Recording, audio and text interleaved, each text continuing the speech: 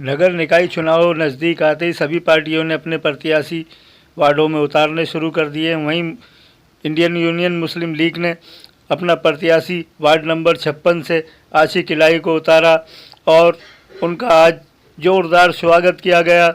हजारों की संख्या में भीड़ इकट्ठा हुई और एक मीटिंग का आयोजन किया गया जिसमें लोगों ने उन्हें भारी मत से जिताने की बात कही। हमारे चैनल को लाइक और सब्सक्राइब करना ना भूलें ताकि आने वाली अच्छी से अच्छी खबरें हम आप तक पहुंचाते रहें। देखिए हमारी ये रिपोर्ट। हमारा चैनल सोशल साइट की सभी साइटों पर चलता है, यूट्यूब, फेसबुक और www.thesky.com पर भी हमारे चैनल को आप देख सकते हैं। देखिए हमारी ये रिपोर्ट। मेरा नाम आशिक इलाही है और मैं इंडियन यूनियन मुस्लिम लीग का महानगर अध्यक्ष हूँ और वार्ड 56 से पार्षद पद का प्रत्याशी हूँ। आप इस बार चुनाव में लड़ रहे हैं, अपनी वार्ड की जनता को जीतने के बाद आप क्या तोहफा देना चाहेंगे? इस वक्त वार्ड 56 की जो जनता है, चाहे बनी सरा हो, चाहे गुलशान मस्जिद का क्षेत्र हो, चाहे नीचे सद्दीक नगर हो, चाहे ये भूमिया गुल से लेकर दर्जागंज तक की सड़क वगैरह हो, ये सब जो रोड है सब बिल्कुल बेकार हो चुका है। सब नाली ठस हो चुकी हैं, सड़कों में पानी है, बच्चे स्कूल जाते हैं गिर जाते हैं, उनकी बैग, उनकी यूनिफॉर्म वो सब मतलब भीग जाती है पानी में। तो इस वजह से बच्चों की पढ़ाई पर एक बहुत बड़ा जो है असर पड़ रहा है, जो जिस वजह से वे पढ़ नहीं पा रहे हैं। ये एक हमारे देश का बहुत बड़ा नुकसान हो रहा है और हम चाहते हैं कि हमारा ये कहना है कि यहाँ की आवाम हमें नगर निगम भेजेगी तो हम वार्ड 56 को एकदम ऐसा बनाकर दिखाएंगे जैसा होना चाहिए, जैसा लोग चाहते हैं, जैसा आवाम चाहती है, हम वार्ड 56 को ऐसा बनाएंगे। तमाम नाली खड़ंजे सड़क सब बेहतरीन बनेंगी। एक एक पैसा गवर्नमेंट का सही तरीके से यूज किया जाएगा। पूरा पैसा आवाम के लिए, आवाम की सुविधा के लिए लगाया जाएगा। ये तमाम क्षेत्र में भी पार्षद आ रहे हैं और क्षेत्र विकास में कुछ नहीं हो रहा है। तमाम ये लोग अपनी जेबें भर रहे हैं। तमाम दलाल जो लगे हुए हैं इनमें सड़कों में, निर्माण विभागों में, इन लोगों ने नाश कर दिया है। तमाम देश का नुकसान किया जा रहा है। हमारा कहना है कि हमारा भारत देश एक मजबूत देश है और हमें इसको और मजबूत बनाने के लिए तमाम आवाम को सुविधाएं देनी होंगी, तब हमारे बच्चे पढ़ेंगे। जब ये पानी में नहीं गिरेंगे, सड़कें अच्छी होंगी, ये सही स्कूल जाएंगे तो इनका सही तरीके से इन बच्चों को ज्ञान प्राप्त होगा और जब इनको ज्ञान प्राप्त होगा तो हमारा देश विकास पे हो जाएगा। अगर ये बच्चे नाली खड़ंजे की स्थिति बेकार होने की वजह से स्कूल ना जा पाएंगे तो आने वाला मुस्तकबिल हमारे देश के लिए एक बहुत बड़ी परेशानी बन सकता है।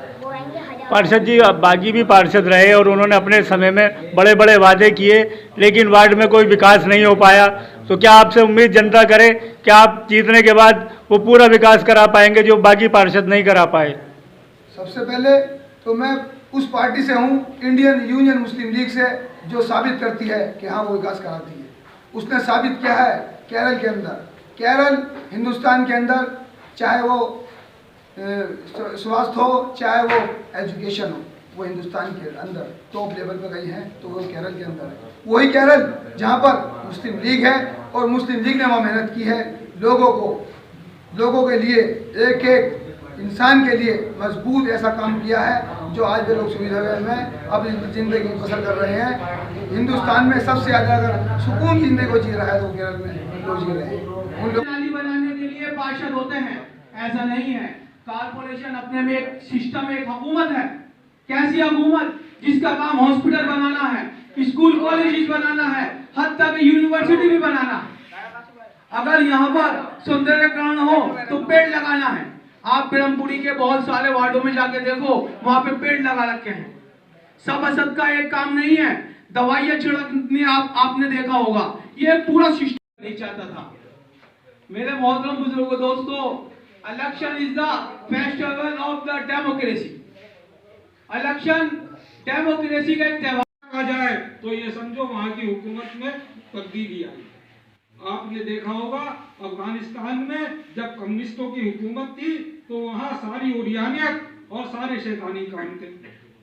जब हुकूमत पलटी, तालिबान की हुकूमत आई, उसी अफगानिस्तान में दाढ़ी रखना लाजमी है और ब्याज का कारोबार करना हराम है, जुर्म है। नमाज ना पढ़ना भी वहां एक गुनाह की तरह माना जाता है, उसे भी सजा दी जाती है। हिंदुस्तान में जब से योगी की हुकूमत आई है, आप भैंस का गोश्त भी आजादी से नहीं खा सकते। भैंस के गोश्त को भी जब चाहते हैं गाय का गोश्त बनाकर आपको गिरफ्तार कर लिया जाता है। इसलिए हुकूमत में आपका अमल दखल होना जरूरी है। अमल दखल ऐसे नहीं होता कि आपने अपने भाई को जिता दिया और वो भाई बीएसपी का गुलाम है, वो जय भीम और मायावती जिंदाबाद के नारे लगाएगा और जब वक्त आएगा आपके लिए कोई आवाज नहीं उठाएगा। आपका नुमाइंदा वो नहीं हो सकता जो साइकिल पर चढ़ के मुलायम सिंह की जय जयकार करे, अखिलेश भैया जिंदाबाद, और जब आप पर कोई पुलिस की या कोई और मुसीबत आए वो अपने घर में घुसकर बैठ जाए। इसलिए जरूरी है इंडियन यूनियन मुस्लिम लीग को जिताना है, भाई को नहीं जिताना। भाई तो बहुत सारे आते हैं, तो सब भाई आएंगे, कोई मुलायम सिंह का अपना नारा लगाता हुआ आएगा, कोई बीएसपी का, कोई कांग्रेस का। वो आपके नुमाइंदे नहीं होंगे, वो उनके गुलाम होंगे।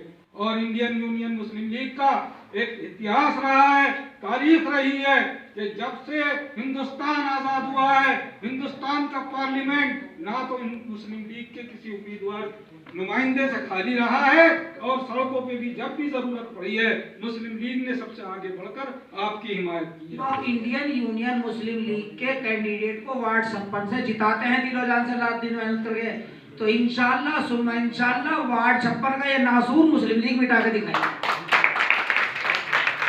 अभी हम लोग अखबार पढ़ते हैं तो अखबारों में हम देखते हैं कि नगर निगम में बोर्ड की मीटिंग है।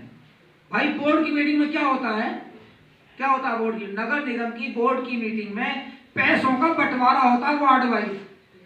क्या होता है, पैसों का बंटवारा नगर निगम की बोर्ड की मीटिंग में वार्ड वाइज होता है।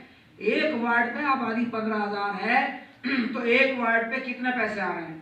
उसमें हमारे साथ क्या नाइंसाफी होती है कि मुसलमान जो मुस्लिम कैंडिडेट होते हैं, क्योंकि वो सपा से होते हैं, बसपा से होते हैं, वो मुसलमानों के प्रत्याशी नहीं होते, पार्टी के प्रत्याशी होते हैं, तो पार्टी की गाइडलाइन पर चलते हैं और मुसलमानों की आवाज उठाने का उनको हक नहीं होता है। इस वजह से मुसलमानों के हक का पैसा हड़प लिया जाता है और साकेत में, शास्त्री नगर में, मंगल पांडे नगर में, उन इलाकों में मुसलमानों के हकों का हिस्से का पैसा वहां खर्च कर दिया जाता है। इंशाअल्लाह मुस्लिम लीग ने ये काम डिप्टी मेयर साहब की मौजूदगी में करके दिखाया है और मुस्लिम लीग इस काम को फिर करके दिखाएगी।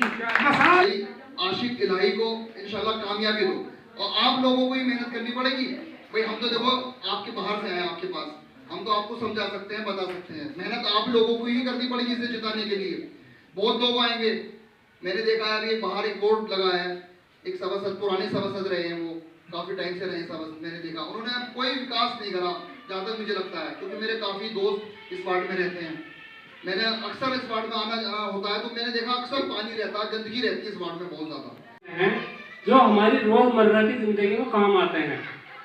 मिसाल के तौर पे अगर हमारा प्रत्याशी, हमारा पार्षद इतना सक्षम है कि वो आपके इलाके के लिए सफाई की व्यवस्था के लिए वहाँ लड़ सकता है और मांग उठा सकता है और उसके लिए जद्दोजहद कर सकता है।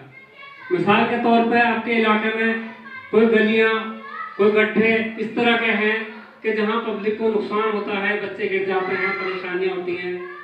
पार्षद इतना सक्षम है कि वो परेशानी को दूर कर सकता है, वहाँ से पैसा मंजूर करा करके उस काम को करवा सकता है। पार्षद आपका इतना सक्षम है कि अगर आपके इलाके में कोई गैर कानूनी काम हो रहा है और वो किसी से डरता नहीं है और उसे मालूम है कि काम गलत हो रहा है, तो मैं समझता हूँ इंशाअल्लाह आशिक इलाही ऐसे पार्षद हैं कि आपके इलाके में कोई ऐसा गलत काम नहीं होगा जिससे कि आपको दूसरे के आगे सर झुकाना पड़े या आपको मुँह छुपाना पड़े। आज ये जो हमारी जमात है जिसका नाम है इंडियन यूनियन मुस्लिम लीग, ये ऐसी पार्टी है कि पूरे हिंदुस्तान में अपनी ताकत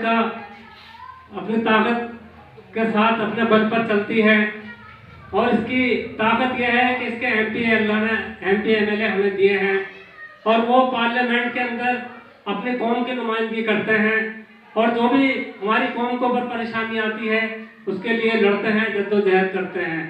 आज जो हमारे आशिक इलाही वार्ड 56 से इलेक्शन लड़ना है, इसी तरह पूरे शहर में पार्टी के और भी पार्षद प्रत्याशी इलेक्शन लड़ रहे हैं।